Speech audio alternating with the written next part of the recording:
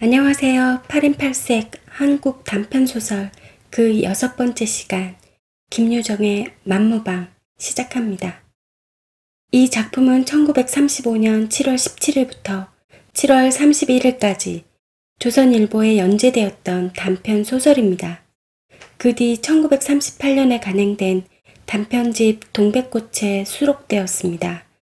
간결하고 사실적인 문체와 토속적 어휘를 사용하여 생동감 있게 묘사하였으며 이야기 밖의 서술자가 인물의 생각과 감정을 드러내고 있습니다. 주요 사건 전개가 응칠의 행동을 따라가며 이루어짐으로써 열악하고 궁핍한 소작농들의 현실을 통해 식민지 농촌사회의 구조적 모순을 보여주고 있습니다.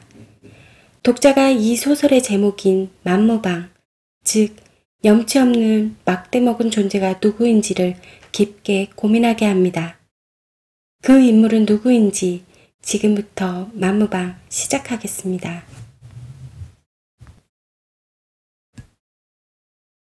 산골의 가을은 물은 오갔다. 아름드린 노송은 삑삑히 늘어 박혔다. 무거운 송락을 머리에 쓰고 건들건들 세세히 끼인 도토리, 벗, 돌배, 갈립들은 울긋불긋 잔디를 적시며 맑은 샘이 쫄쫄거린다. 산토끼 두 놈은 한가로이 마주 앉아 그 물을 할짝거리고 이따금 정신이 나는 듯 가랑잎은 부스스하고 떨린다. 산산한 산들바람, 귀여운 들국화는 그 뿜에 새뜩새뜩 넘논다. 흙내와 함께 향긋한 당김이 코를 찌른다. 요놈은 쌀이버섯, 요놈은 잎썩은내, 또 요놈은 송이. 아니 가시넝쿨 속에 숨은 박하풀 냄새로군.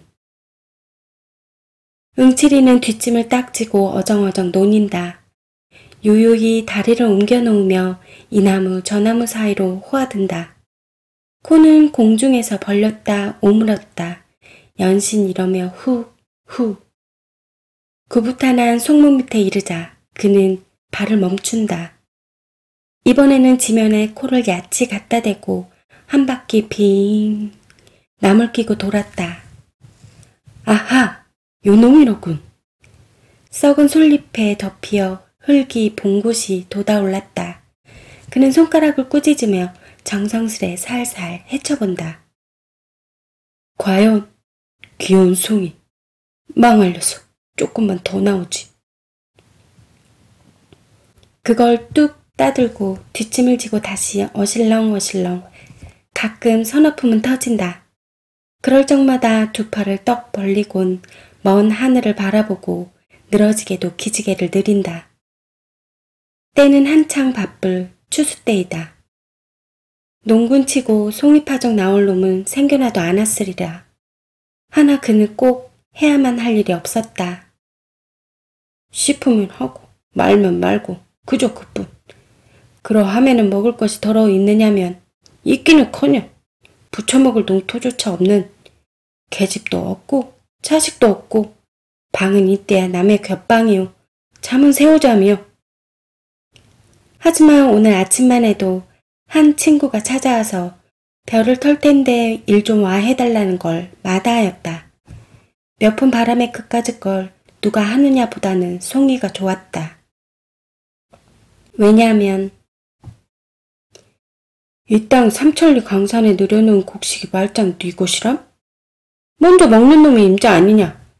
먹다 걸릴만치 그토록 양식을 쌓아두고 일이 다 무슨 난장 맞을 일이람. 걸리지 않도록 먹을 궁리나 할 게지. 하기는 그도 한 3번이나 걸려서 구매밥으로 사관을 틀었다. 나는 결국 제 밥상에 올라앉은 제 목도 자칫하면 먹다 걸리긴 매일 반.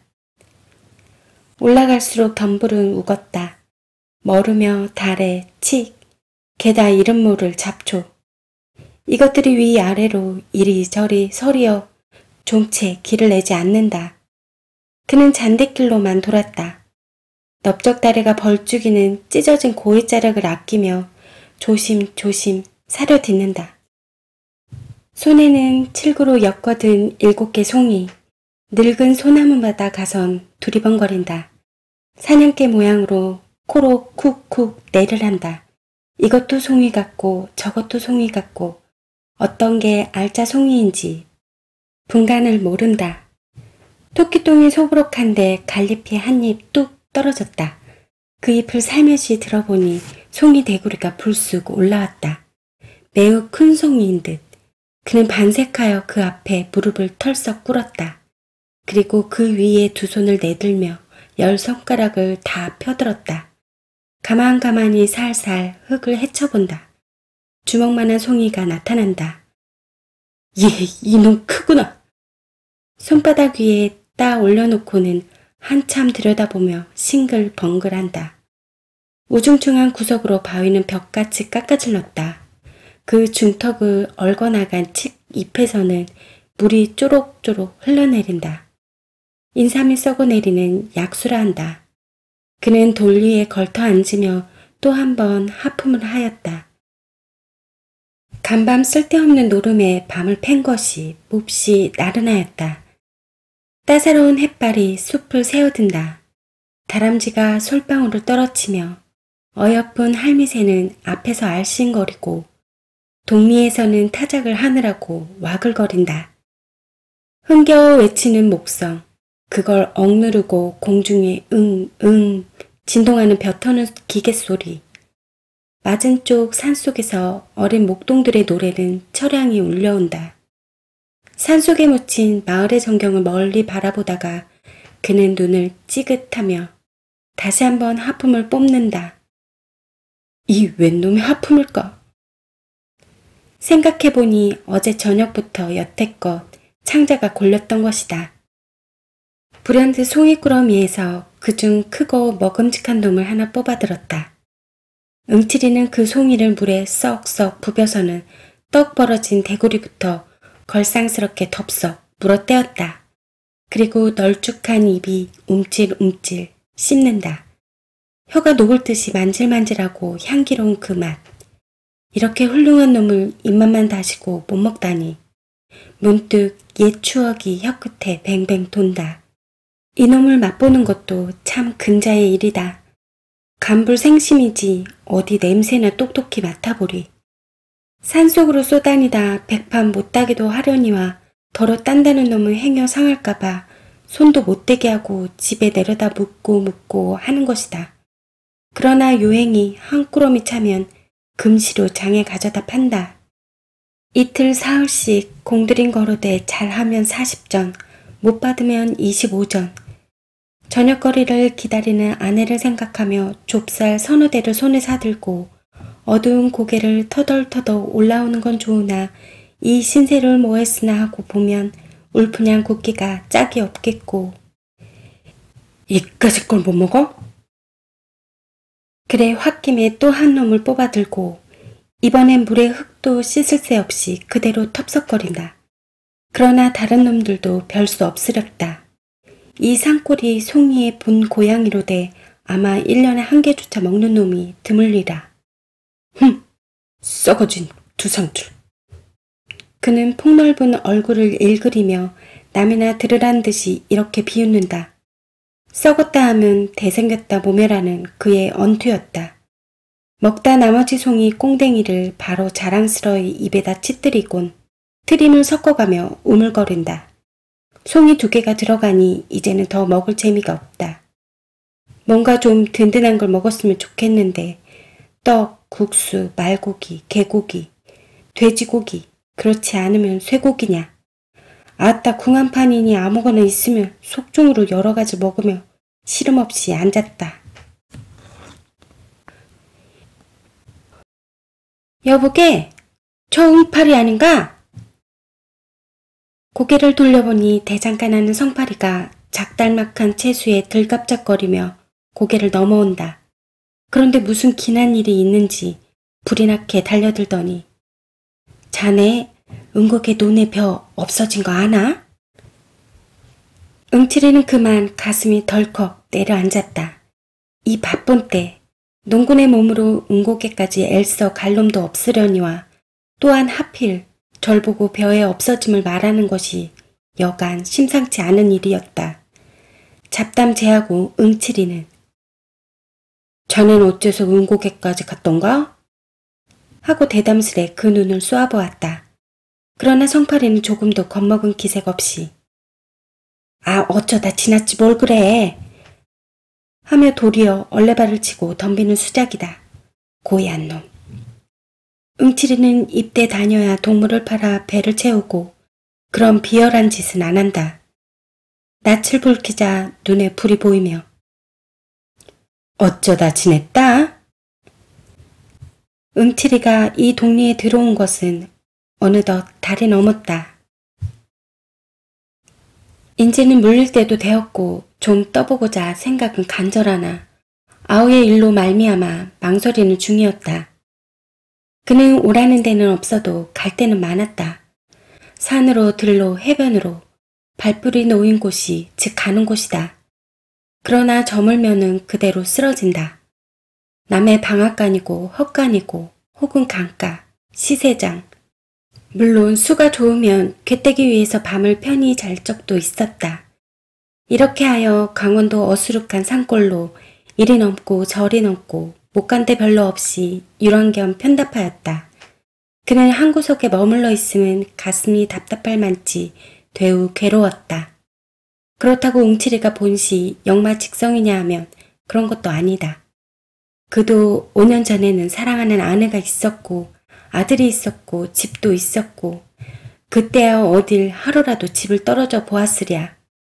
밤마다 아내와 마주 앉으면 어찌하면 이 살림이 좀 늘어볼까 불어볼까 애간정을 태우며 갖은 국리를 되하고 되하였다마는 별 뾰족한 수는 없었다.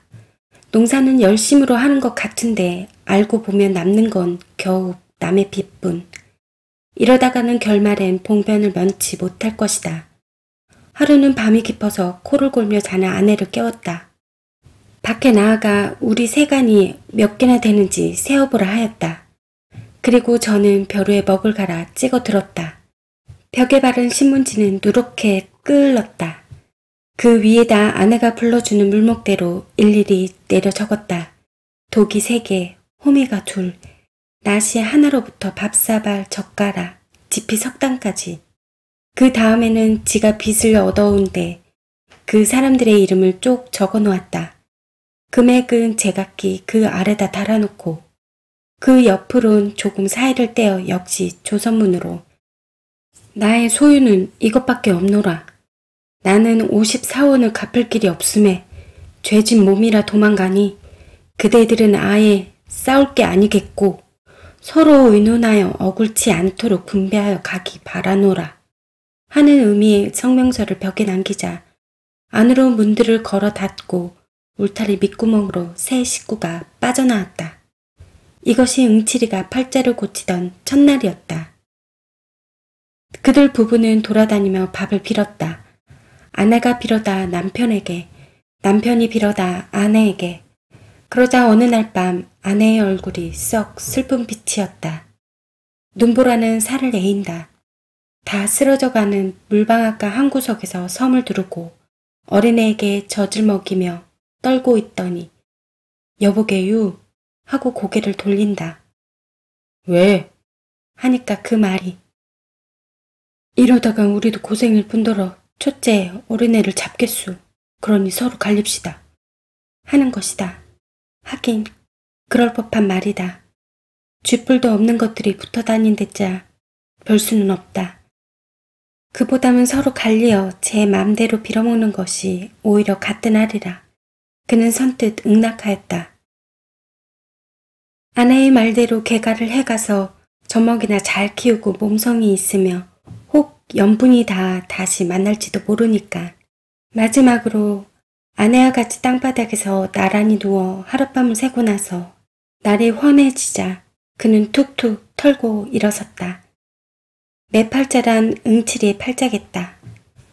그는 버젓이 개 트림으로 길을 걸어야 걸릴 것은 하나도 없다. 논멜 걱정도, 호포 바칠 걱정도, 빚 갚을 걱정, 아내 걱정, 또는 굴물 걱정. 호동그라니 털고 나서니 팔자 중에는 아주 상팔자다. 먹고만 싶으면 도야지고 달기고 개고 언제나 옆을 떠날 새 없겠지. 그리고 돈도.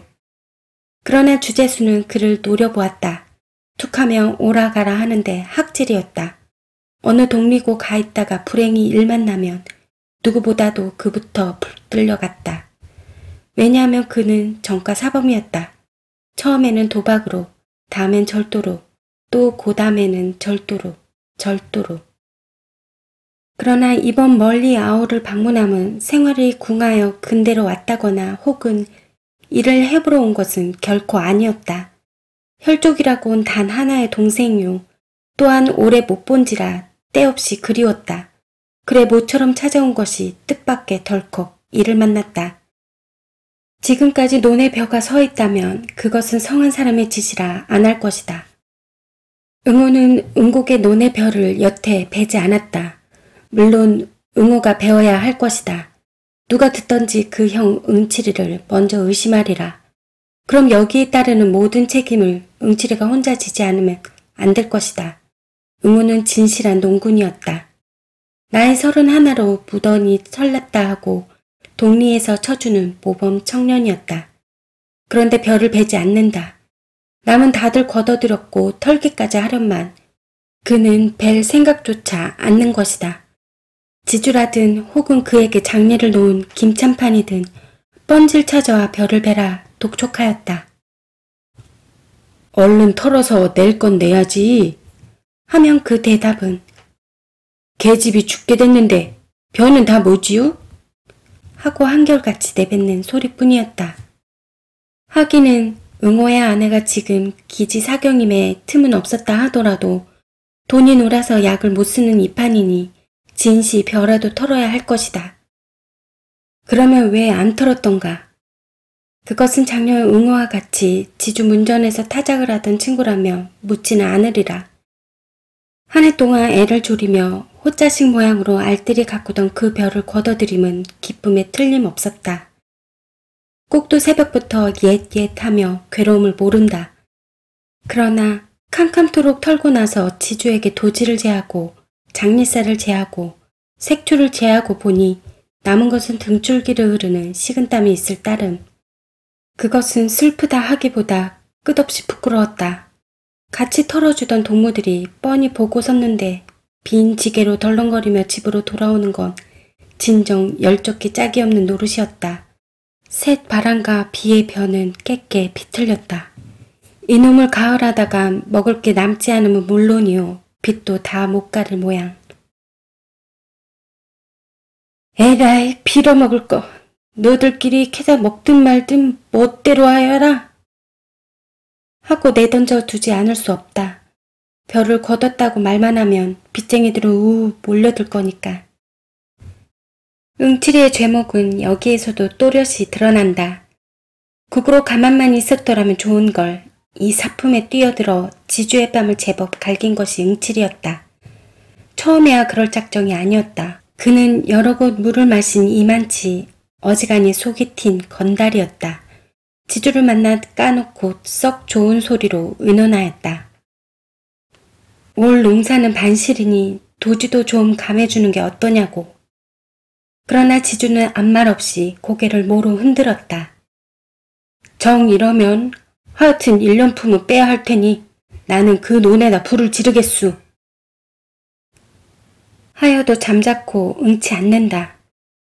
지주로 보면 자기로도 그 벼는 넉넉히 걷어들일 수는 있다마는 한번 버릇을 잘못해놓으면 어느 자긴까지 행실을 벌일까 염려하여 겉으로 독촉만 하고 있는 터이었다.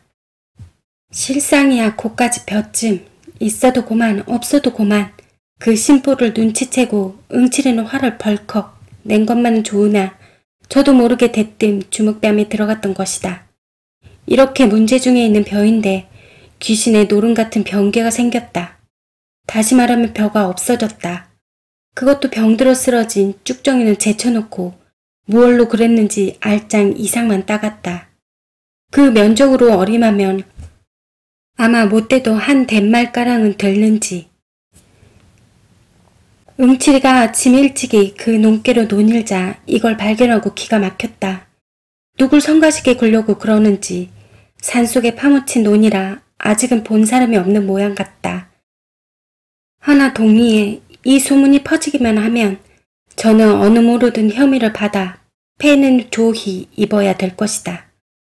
응칠이는 송이도 송이려니와 실상은 궁리에 바빴다. 속중으로 지목 갈 만한 놈을 여러 들어보았으나 이렇다 찍을 만한 증거가 없다. 어쩌면 재성이나 성팔이 이 둘 중에 지질이다 하고 결국 이렇게 생각던 것도 응칠이가 아니면 안 될 것이다.